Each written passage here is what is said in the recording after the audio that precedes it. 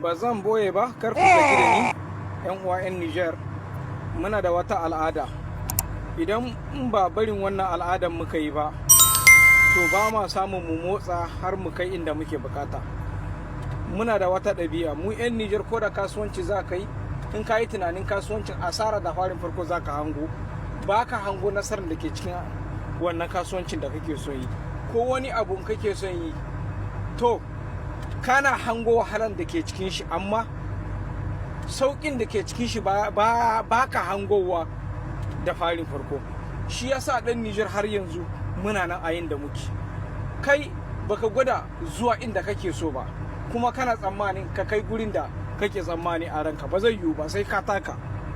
Wannan shawaran da nake baku yanzu, wannan ƙungiyar da nake cewa ku kafa ta, gani kuke kaman ba ta yi, kuma za ta yi, amma ku kauda wahalar da, ku kauda kalubalen da ke cikin shi, ku rungumi wannan shawaran da na baku ku gani, wallahi za ku ci nasara, za ku ci nasara sosai.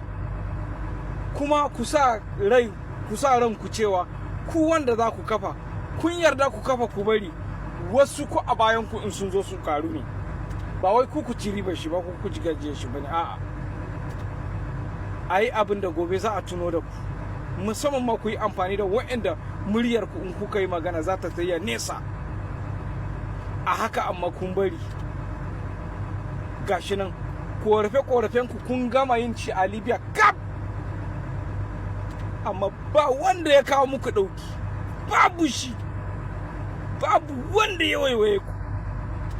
Kenan muryar taku da kuke da ba a kanta bata fita kasashe, bata fita waje ba, kenan tana cikin Libya tana kewayawa.